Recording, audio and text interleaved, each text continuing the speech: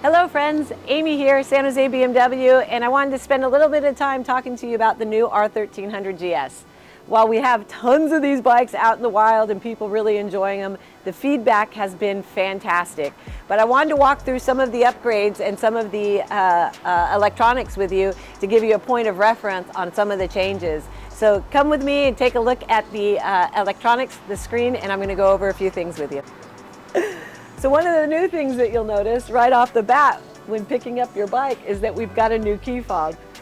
Trimmer fits in pockets better, and the power button has changed. Power button has access to your thumb, super accessible.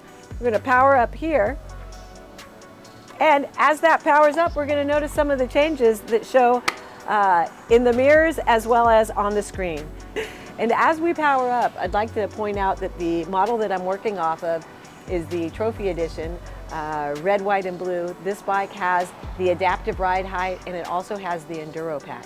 A little bit more about the Enduro Pro package. The Enduro Pro package is to promote you to get off of the seat and onto the pegs, and in that it gives you extra protection from the engine guards to the rock plates to this beefed up skid plate.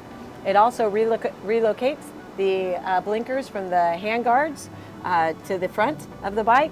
And it includes the risers, which give you better control when standing on the pegs and riding off the seat for long periods of time, which is what you're supposed to do when you leave the pavement. After powering up the bike, we can see that this bike is also equipped with the adaptive ride height. Adaptive ride height is the replacement for a low suspension. And what that means is when you go under 20 miles an hour, the suspension is going to drop to its lowest setting. And when you take off again, it's going to rise back up around 20 miles an hour. And it's so subtle that you don't feel a thing. I'd like to present it for you. In order to example it for you, you have to take the bike off of the kickstand and power up the bike.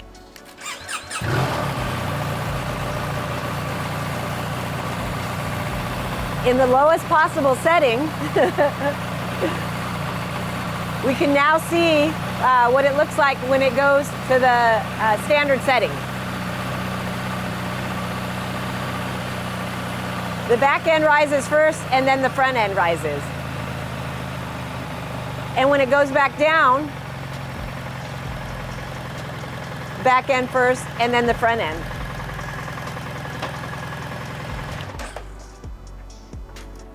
When you're riding, you don't feel those subtle changes. You actually don't feel anything because your feet are on the pegs. So I'd also like to show you and to walk you through how to do what I just did on your own bike. Stand by. So to talk a little bit more about the adaptive ride height, first I have to take you through the additional buttons that you're seeing now on the controls.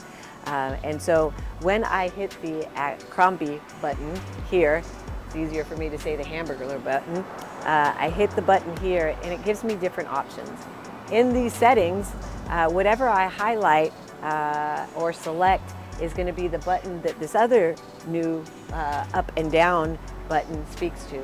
So when I highlight ride height and I come back to the dash, when I hit the arrow button, it's going to speak to the ride height.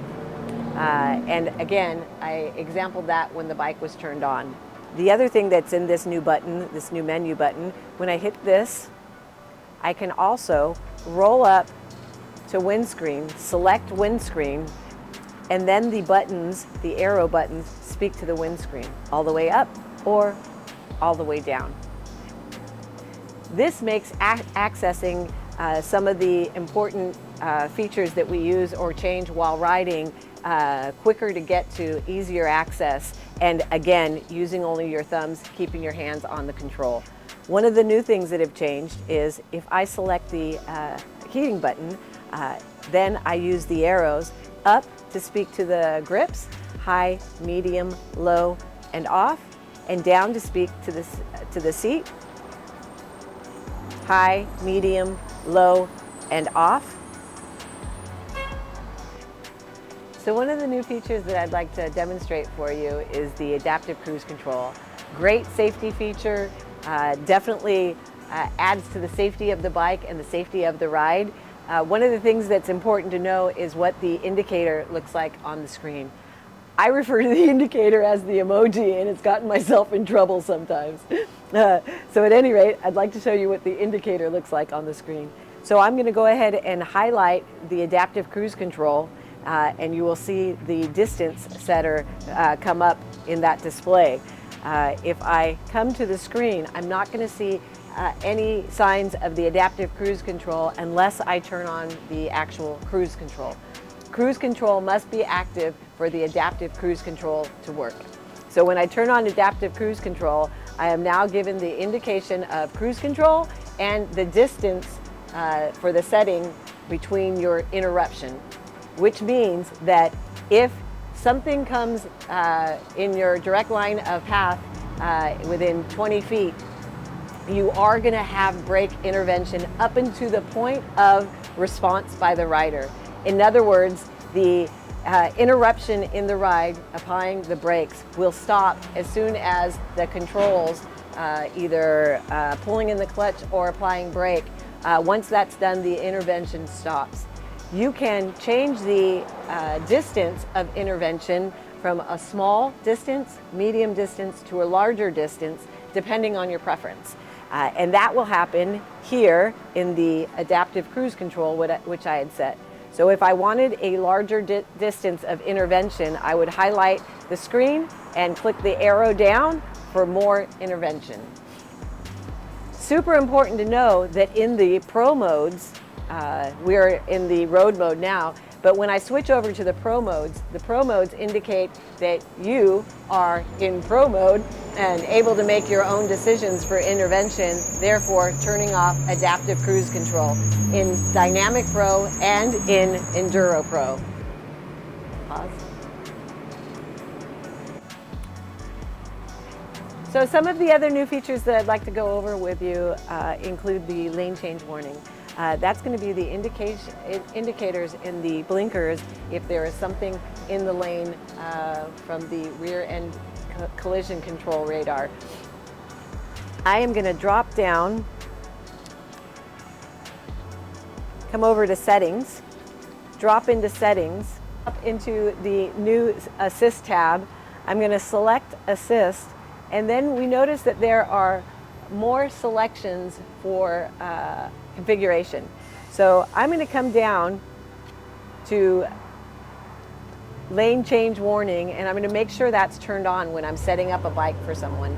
I'm going to make sure it's turned on. You do have the option of turning it off or urgent only, which is a quick flashing option. Front collision warning, cruise control. One of the other things that I do when setting up a bike for a new customer is I come down to the Hill Start Control Pro mode and I put it into manual. Factory defect is to have it in auto, and once again I'd like to demonstrate for you how to use the manual setting. So in order to demonstrate the Hill Start Pro control mode, I have to turn on the bike. So I'm going to power up.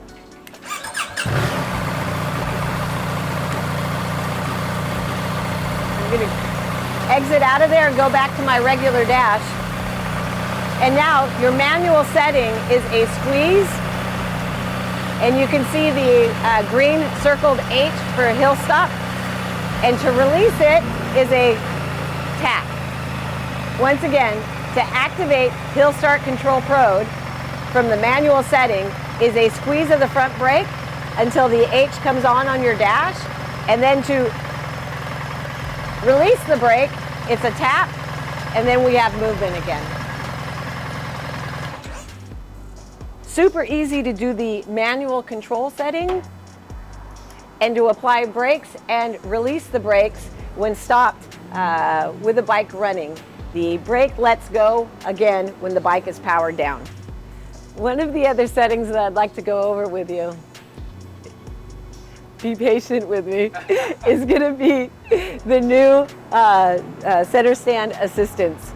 I am a short person and I ride a low suspension 1250 GS. I do not use the center stand. I don't have enough legs, so I'm going to try this for the first time on camera. So what it essentially does, because we have dropped down, because we are an adaptive ride height, so we have dropped down to the lowest possible setting on the suspension, which is the hardest possible time to ever get the bike on the center stand. So what we have now is when I take this lever out and I initiate the center stand, once it feels this, it raises the suspension back up to the tallest setting to make it easier for me to get on the center stand. Do I need a spot? I don't have it. I don't have it.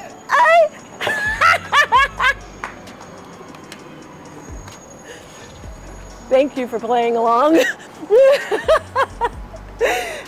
My first successful.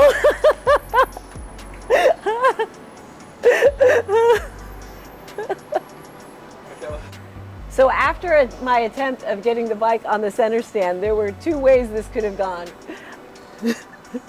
I could have needed to example the SOS button, the new feature on the R1300 GS, from the ground or from the center stand. But after successfully achieving the center standing, I can just show you how to work the SOS button. If you can consider that the SOS button is similar to having a cell phone with the sole purpose of calling dispatch in the event of an emergency, that's what we have here. Inside that button is a microphone and a speaker. So when you initiate a press on the button, you wait and the call center will answer and ask what your emergency is. And it is all operated from the SOS button, which I did not need. So Motorcycle of the Year nominated the R1300 GS, and it has not failed to disappoint. We have tons of customers that are coming back raving about their experience, and by far one of the best next generation bikes we've seen BMW produce. We are super excited to see your rides after picking up your own bike. We have Wednesday night rides that have started up. We have a ride tonight. Check our calendar online.